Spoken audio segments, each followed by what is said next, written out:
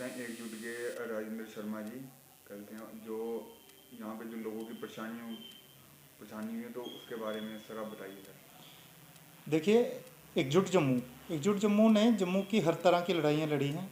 यहाँ पे public grievance की बात है। उधमपुर के अंदर हम पब्लिक से जुड़े हर एक मुद्दे को टेकअप करके हम फोटोशॉप कुछ नहीं करते हैं, ज़्यादा शो ऑफ में विश्वास नहीं रखते हैं, लेकिन हमने ग्राउंड लेवल पे हर तरह की जो भी लोगों से जुड़े मुद्दे हैं, जैसे पानी की समस्या हो, देविका का इशू हो, या फिर सीवरेज में जो धांधलियाँ हुई, जहाँ जो पीछे जो कमियां रही, ब्यूरोक्रेसी के नाकामियों की वजह से जो कमियां रही हैं, तो उन सब चीज़ों पे हमने काम किया और डिलीवर किया है।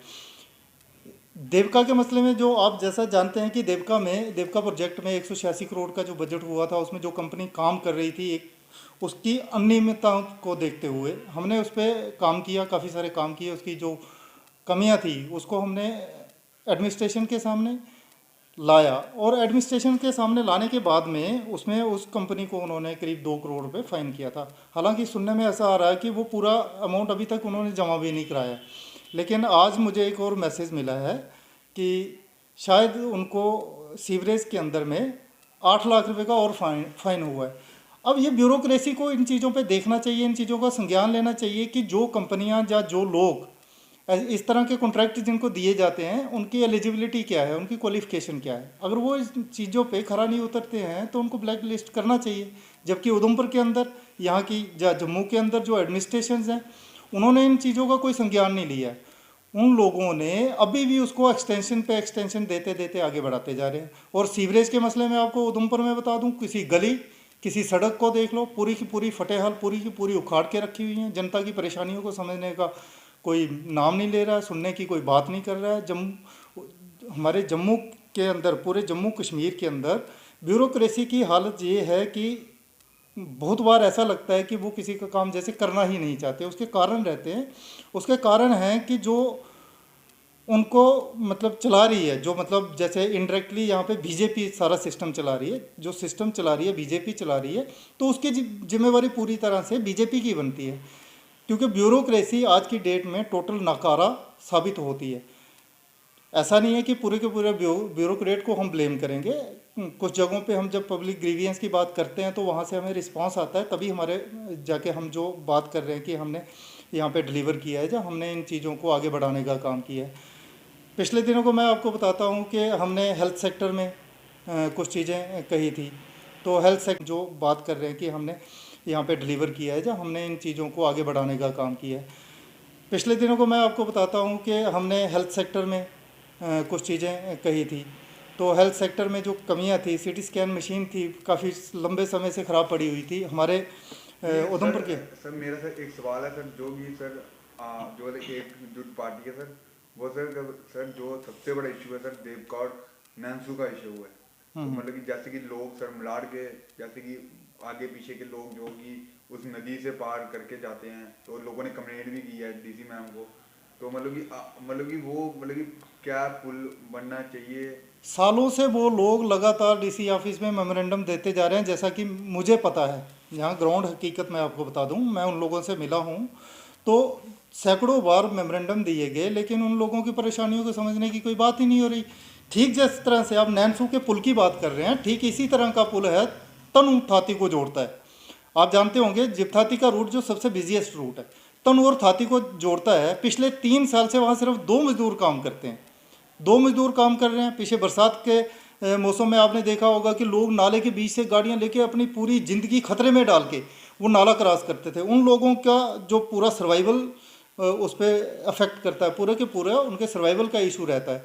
उस पुल पे 2 मजदूर, मुझे बताइए कि दुद्धर नाले पे इतना बड़ा पुल बन रहा है और सिर्फ 2 लोग वहाँ पे दिखते हैं। और कमिटमेंट, या फिर जब बात करेंगे, जब क्वेश्चन करेंगे या उन लोगों को पूछा जाएगा, तो फिर मतलब फ़ोटोशॉप आ जाते हैं कि वहाँ पे फ़ोटो खिंचा दिए, ये कर दिया कि 6 महीने में पूरा कर देंगे। लेकिन पिछले 3 साल से वो 6 महीने अभी तक नहीं हो पाए।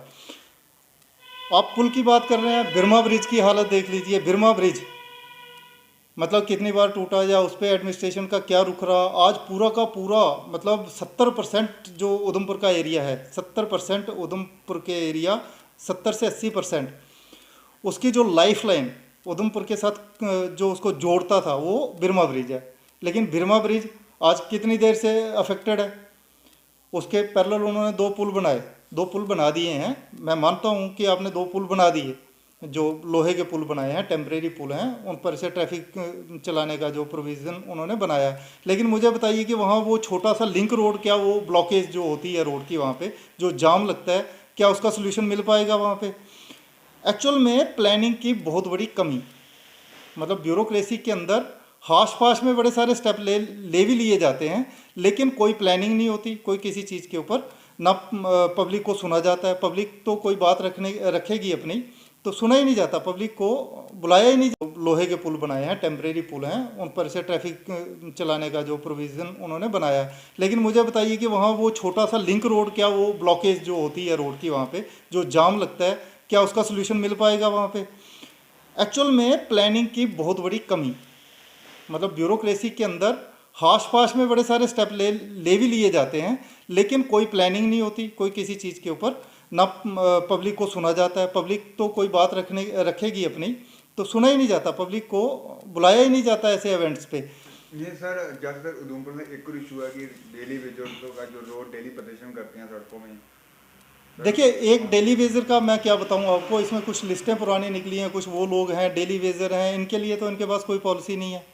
तो आपने देखा होगा कि डेली वेजर बीएसएफ के जो लड़के थे, सालों से प्रदर्शन कर रहे हैं, जिनको कमिट किया था, जो कहते हैं कि हमें पूरी तरह से फिट पाया गया था, उनके लिए कोई पॉलिसी नहीं है। जो इन्होंने इलेक्शनों में बड़े बड़े वायदे किए थे कि हम इतने हज़ार, इतने लाख, 2 लाख रोज़गार पैदा करेंगे, ये करेंगे, वो करेंगे, तो जो एलिजिबल लोग थे उनको भी ये एडजस्ट नहीं कर पाए। उसके लिए मतलब पॉलिसीज़ ही नहीं आई। पॉलिसी पैरालिसिस इतना ख़तरनाक ढंग से है कि जम्मू कश्मीर में कोई पॉलिसी नहीं आती, मतलब स्पेशली जम्मू के लिए कोई पॉलिसी नहीं आती। इसलिए एकजुट जम्मू अलग स्टेट की बात करता है और जनता से अपील करता है कि हम जम्मू की लड़ाई खुद लड़ें।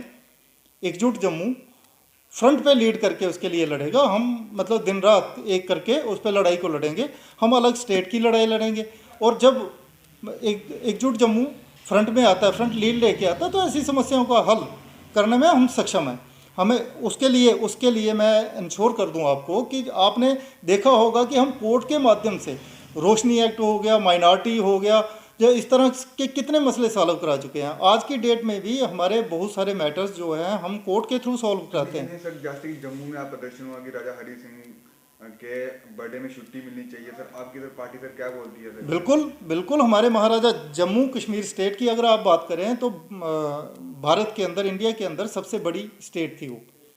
और जब अंग्रेज़ों के टाइम पे भी पूरे भारतवर्ष पे राज रहा था, तो हमारी स्टेट एक इंडिपेंडेंट अंपायर था, सबसे बड़ा अंपायर था, ठीक है जी।